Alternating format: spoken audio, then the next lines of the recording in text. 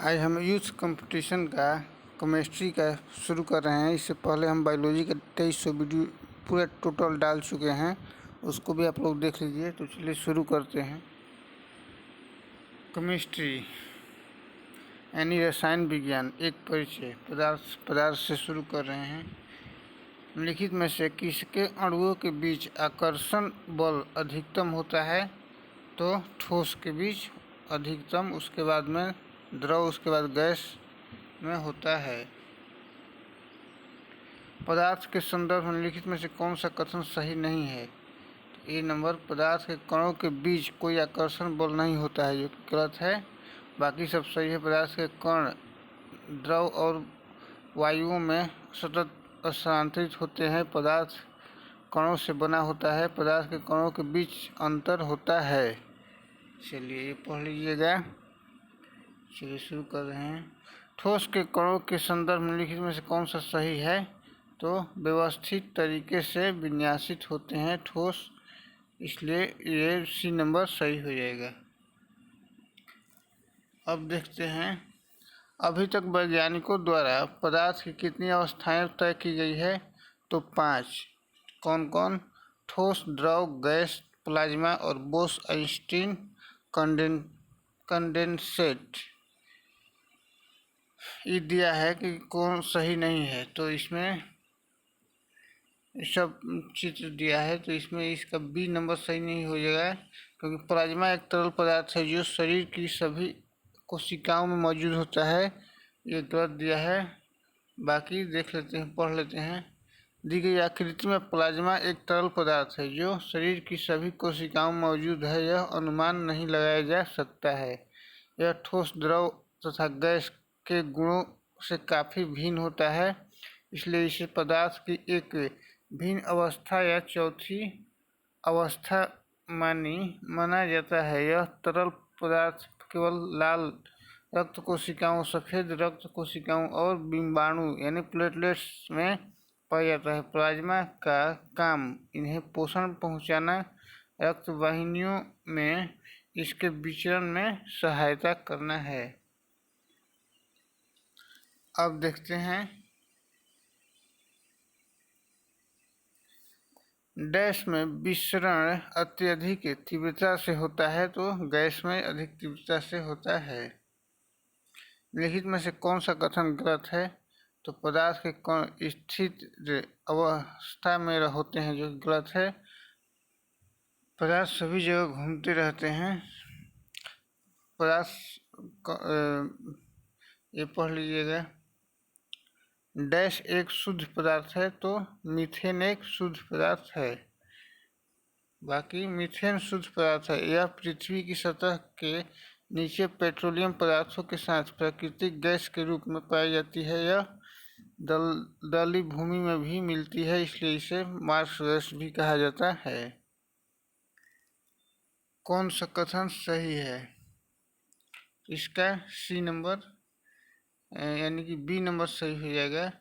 यह पदार्थ का वह गुण है, संपीड़ितता पदार्थ वह गुण है जिसके कारण उच्च दाब पर उसका आयतन कम हो जाता है। गैसों में यह गुण पाया जाता है। बाकी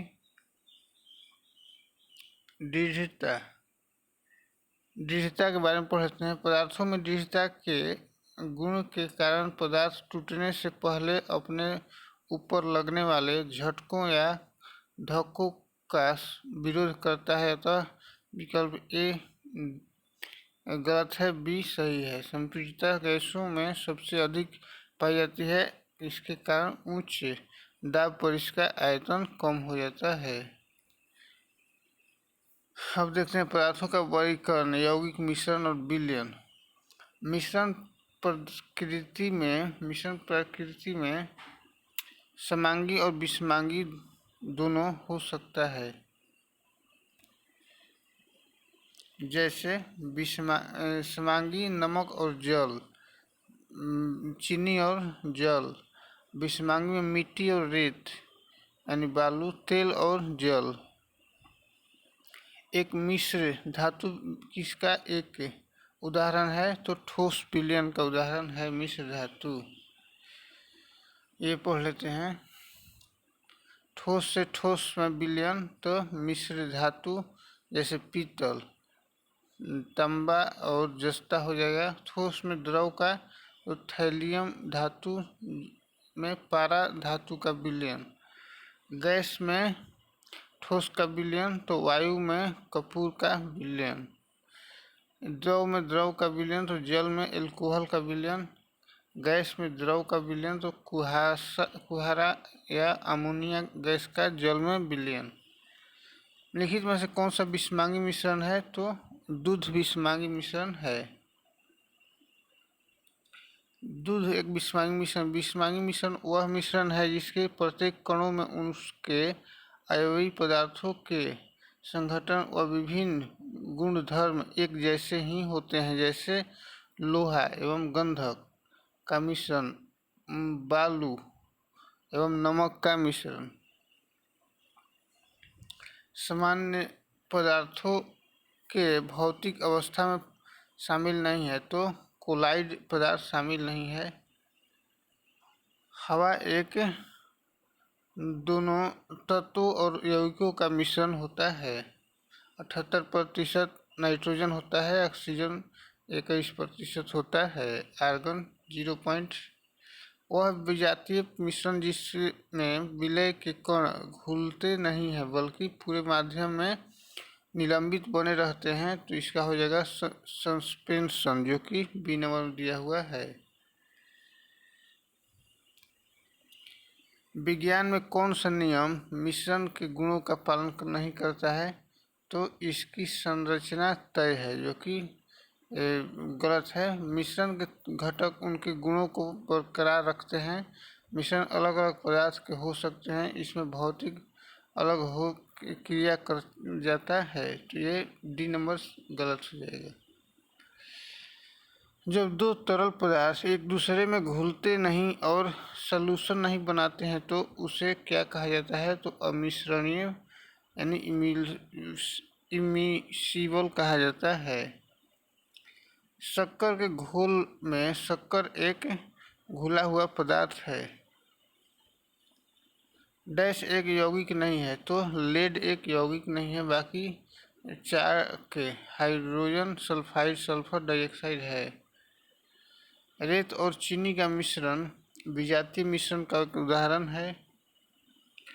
भौतिक एवं रासायनिक परिवर्तन देखते हैं। निम्नलिखित में से कौन सा भौतिक परिवर्तन नहीं है?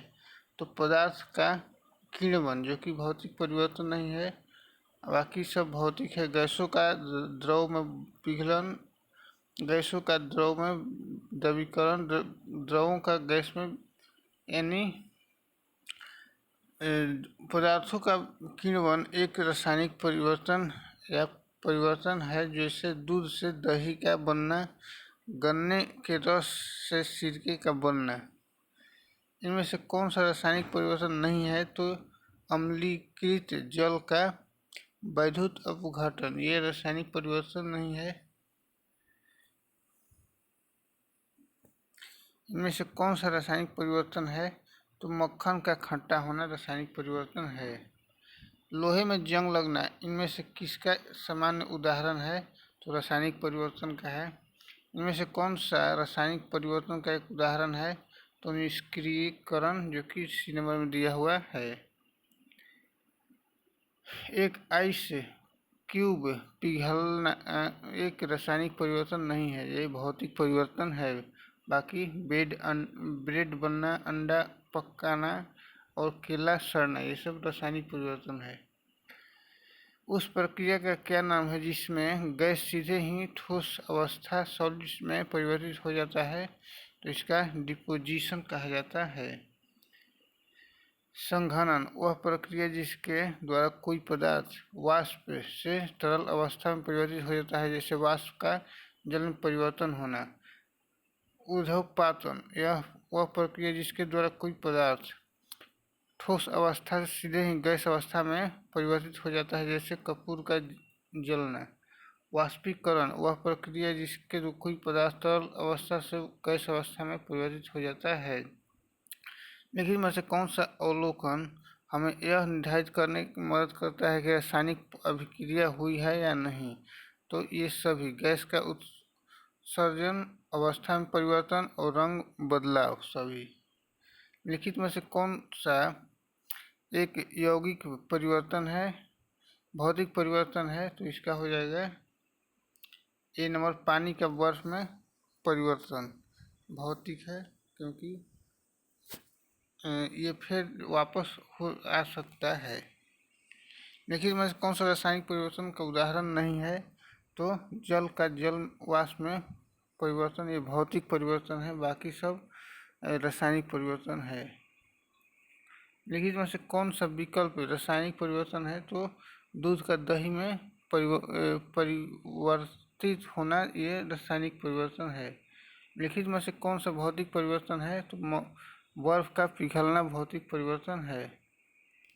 अब देखते हैं कौन सा नियम कहता है कि रासायनिक अभिक्रिया में द्रव्यमान को न तो उत्पन्न किया जा सकता है और न ही तो ऊर्जा संरक्षण का नियम, जो कि द्रव संरक्षण का है, द्रव का दिया है तो द्रव संरक्षण का डी नंबर सही हो जाएगा। इसको आप लोग थोड़ा पढ़ लीजिएगा। संतुलित रासायनिक समीकरण द्रव्यमान संरक्षण का नियम के अनुसार काम करता है। एक रासायनिक अभिक्रिया के दौरान अभिक्रियाओं और उत्पादों के द्रव्यमानों का योग अपरिवर्तित रहता है। इसे क्या कहा जाता है? तो द्रव्यमान संरक्षण का नियम कहा जाता है। अब देखते हैं स्थिर अनुपात का नियम। तो निम्नलिखित वैज्ञानिकों में से किसने स्थिर अनुपात के नियम को प्रतिपादित किया था? जोसेफ प्राउड्स ने किया था। ये पढ़ लीजिएगा जोसेफ प्राउड्स के बारे में। निम्नलिखित निश्चित अनुपात का नियम तो जोसेफ प्राउड्स ने दिया था। निम्नलिखित में से निश्चित अनुपात का नियम, तो इसका सी नंबर, रासायनिक पदार्थ में तत्व हमेशा द्रव्यमान के निश्चित अनुपात में मौजूद होते हैं, जो कि सी नंबर में दिया हुआ है। पढ़ लीजिएगा। लिखित में से किस नियम के अनुसार दिए गए पदार्थ का रासायनिक तत्व, तो ये हो जाएगा स्थिर अनुपात का नियम। ये पढ़ लीजिएगा स्थिर अनुपात का नियम। कार्बन डाइऑक्साइड के सभी नमूनों में 3/4 के द्रव्यमान के कार्बन और ऑक्सीजन होती है, तो यह तो लगातार समानुपात के नियम के साथ सहमति में होता है। ठीक है, और ये इसका आप लोग कमेंट में आंसर दीजिएगा। द्रव्यमान के आधार पर अमोनिया में नाइट्रोजन और हाइड्रोजन के नियम ज्ञात कीजिए। तो इसका आप लोग कमेंट में दीजिएगा। ठीक है।